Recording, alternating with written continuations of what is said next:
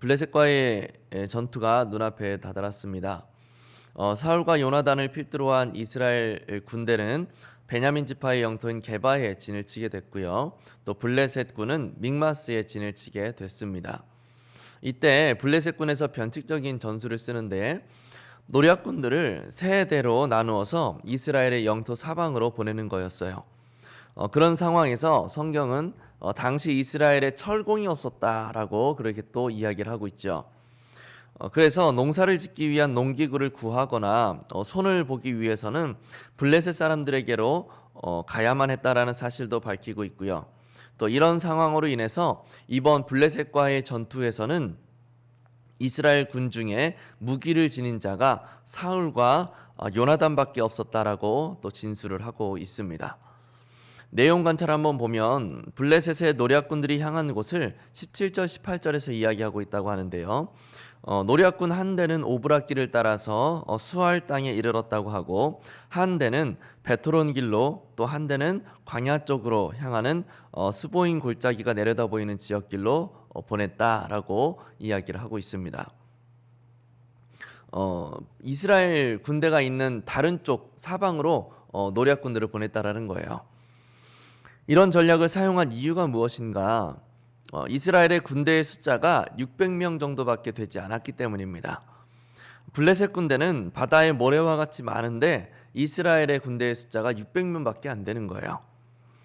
따라서 블레셋이 3개의 노략군들을 차출해서 세 대를 침투시킨다고 해도 본대에는, 블레셋 군대의 그 본대에는 아직도 여전히 이스라엘 군대를 압도하고도 남을 만큼의 많은 군대 숫자가 남아있게 된다라는 거죠. 그래서 이런 작전을 사용할 수 있게 된 겁니다. 그러니 이스라엘의 입장에서는 노략군들을 막기 위해서 인원을 따로 차출하기에도 애매하고, 또 그렇다고 지금 당장 블레셋 군대로 쳐들어가기에도 여전히 군대의 숫자가 압도적으로 적다라는 거죠. 거기다 내용 관찰 2번을 또 볼까요? 이스라엘의 상황은 어땠습니까?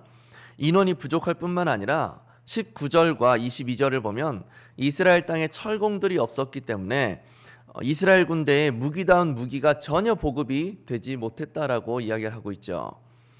칼과 창을 소지하고 있는 사람이 겨우 왕인 사울과 그 왕자 요나단밖에 없었대요.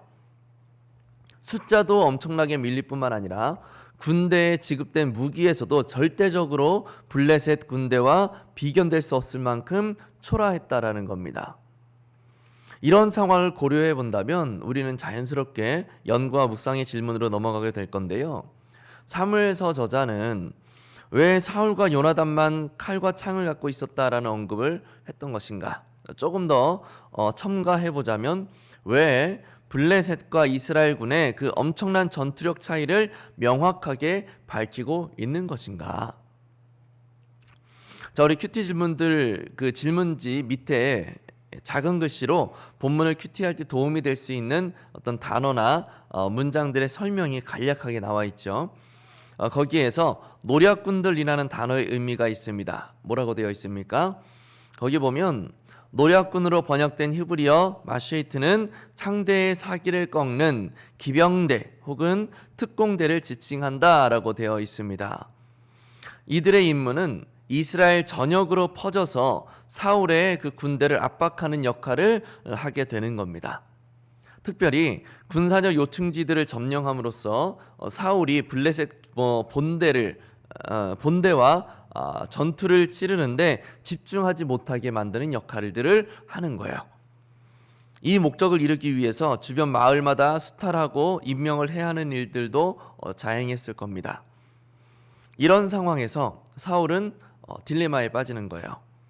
앞에서 이야기했던 것처럼 군사적 요충지를 점령하고 그 주변을 초토화시키고 있는 이 블레셋의 특공대들을 물리치려고 하자니 가뜩이나 군사가 적은 상황에서 블레셋 본대가 치고 내려오면 막아낼 재간이 없어 보이고, 그렇다고 본대를 쳐서 아예 이 전쟁을 끝내버리자니 본대의 숫자는 여전히 우리보다 한참이나 많을 뿐만 아니라 우리는 무기도 하나 없고 또 그렇다고 가만히 여기에서 머무르고 있자니 사방에서 블레셋의 그 노략군들이 난리를 치고 있다라는 보고가 끊임없이 들려오고 있는 겁니다. 말 그대로 사면초가의 상황이 사울의 심리를 지속적으로 엄청나게 압박하고 있는 거죠. 그렇다고 그 상황을 해결할 능력도 없었죠. 사울과 그 군대에는. 여호와께서 약속의 땅을 이야기하실 때 늘 사용하시는 표현이 있어요. 그게 무엇입니까? 바로 젖과 꿀이 흐르는 땅이죠. 그런데 생각해 보신 적 있으신지 모르겠어요. 정말로 가나안 땅이 젖과 꿀이 흐르는 땅인가? 정말로 가나안 땅이 젖과 꿀이 흐르는 땅이었습니까? 아니었거든요. 가나안 땅은 절반 이상이 사막 지형이었어요. 그리고 기후도 사막 기후입니다. 이른 비와 늦은 비가 조금만 시기를 잘못 맞춰서 내리게 되면 한 해의 농사가 다 망쳐지는 거예요. 한 해의 농사가 망쳐지면 그 해에 엄청난 숫자의 이스라엘 백성들이 다 굶어 죽습니다. 그런데 어떻게 이런 지역이, 이런 땅이 젖과 꿀이 흐르는 땅이라고 불릴 수가 있느냐라는 거죠. 사실상 가나안 땅은 젖과 꿀이 흐르는 땅이 아니에요. 아주 위험한 땅이죠.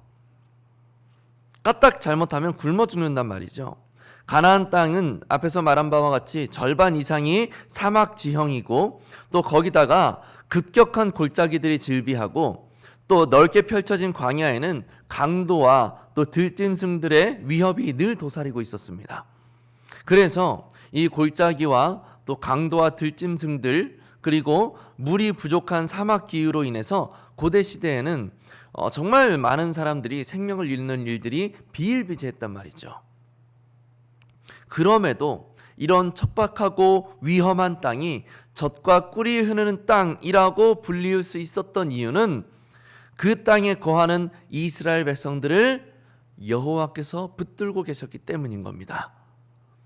도저히 사람이 살 수 없을 것 같은 지역이고, 또 어디를 둘러봐도 평안하게 지낼 수는 없겠다라고 생각되는 그런 땅이라 할지라도 그들을 붙드시고 그들의 부족을 채우시고 온갖 위협으로부터 그들을 보호해 주시는 하나님을 의지하게 되면 그때 비로소 젖과 꿀이 흐르는 땅이 되는 거예요. 지금 사울의 상황은 정말로 이 가나안 땅과 같습니다.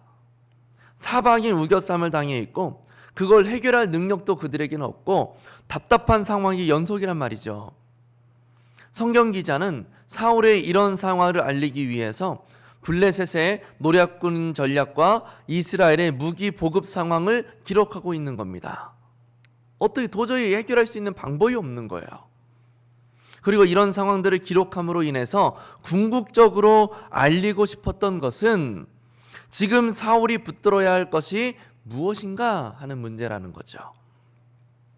감당할 수 없는 블레셋 군대를 상대로 엄청난 책략을 생각해 내려고 할 것이 아니라, 군대를 급하게 조금이라도 더 다시 뽑아야 되는가의 문제도 아니라, 노략군들을 먼저 해결해야 하나, 블레셋 군대 본대를 쳐야 하나, 이대로 있어야 하나를 결정하는 것도 아니라 전쟁의 주인이신 여호와 하나님을 의지해야 된다라는 사실을 이야기하고 싶었다라는 거죠. 전쟁의 주인이신 여호와 하나님을 의지해야 했다라는 사실, 이거를 이야기하고 싶은 거예요. 모든 전쟁은 나에게 속했다라고 여호와께서 말씀하셨고, 나를 왕으로 세우신 여호와는 능력의 하나님이심을 신뢰함으로 나아갔어야 됐다라는 겁니다. 블레셋이 진군해 오는데 사무엘이 약속한 날짜에 도착하지 않으므로 군인들이 하나 둘씩 이탈하는 모습을 보면서 불안했지만, 그럼에도 사울은 여호와를 의지함으로 기다려야 했어야 했다는 거예요. 사방의 노략군들에 대한 보고가 들려오고 내 앞에는 내가 절대로 감당할 수 없는 대적이 진을 치고 있지만 사울은 그 순간에 여호와만을 의지해야 했었다라는 겁니다. 그런데 사울은 그러지 못했다라는 거죠. 이런 상황들을 보면서 어떤 생각과 어떤 마음이 드십니까? 우리도 살아가면서 이런 감정들을 느낄 때가 있지 않습니까? 블레셋과의 그 본격적인 전투가 언제 벌어질지도 모르는 일촉즉발의 그 상황인데 사방에서 또 다른 측면으로 나를 압박해오는 그런 상황들, 얼마나 답답하겠습니까? 정말 엄청난 스트레스를 받고 있었을 거예요, 사울이. 도저히 길이 보이지 않는 상황이 우리를 우겨싸고 있다고 느껴지면 그 순간의 감정이 얼마나 답답하고 두렵고 불안하겠어요. 그럴 때 우리는 어떤 선택을 하나요? 그런 상황에서 어떤 선택을 해왔습니까? 우리가 주로 선택하는 돌파구는 돈이죠, 사실. 돈이에요. 돈이면 다 된다라는 사고방식이 교회 안에서도 은연중에 거론되어진다라는 것을 우리는 사실 잘 알고 있습니다. 그런데 참 감사하게도 그런 사고방식이 교회 안에서도 침투해 있다라는 상황임에도 여전히 하나님을 붙들고 그 인도하심을 따라 선택하며 그 인도하심을 의지하며 살아가는 분들이 계신다라는 사실을 요즘 들어서 제가 좀 느끼고 있어요. 제가 길동교회에 부임을 하게 되고, 물론 전 교회에서도 그랬지만 교구를 본격적으로 맡아서 신방을 하다 보니까 그런 분들이 계시더라고요. 건강의 어려움 가운데서, 가난의 우겨싸움 가운데서, 또 관계의 어려움 가운데서 주님을 붙드시는 분들이 계시더라는 겁니다. 제가 아직 모든 가정을 다 신방한 것은 아니지만 그래도 전화로 가능한 한 많은 곳들을 또 신방을 하게 되고, 또 지금 대신방 기간이기도 하고, 또 이렇게 신방을 하면서 참 많이 그런 부분을 느껴요. 그래서 예상하기로는 많은 가정들이 그렇게 어려운 상황들 가운데서도 하나님을 의지하고 있으실 것 같다라는 기대감이 제 가슴 속에 생겨났습니다. 얼마나 아름답고 감사한 모습인지 모르겠어요. 우리 모두가 이런 삶의 모습으로 살아갈 수 있었으면 참 좋겠습니다. 그런 심정으로 우리가 결단을 했으면 좋겠는데, 기도 제목을 한번 바꿔봤으면 좋겠다 싶은 생각이 들어요. 어려움이 있을 때 내가 원하는 방식의 해결을 기도하는 것이 아니라 내가 원하는 모든 것을 내려놓고 하나님의 방식이 무엇인지를 그 방식대로 내 삶에 이루어지기를 위해서 기도해 보는 겁니다. 하나님의 방법과 하나님의 때를 기다리는 거죠. 초점이 바뀌는 거예요. 내가 생각하는 해결 방식, 내가 중심이 되는 것이 아니라 하나님이 중심이 되어서 하나님이 계획하시고 또 하나님이 역사하시는 하나님 중심의 해결 방식을 추구하는 기도로 바꿔보는 겁니다.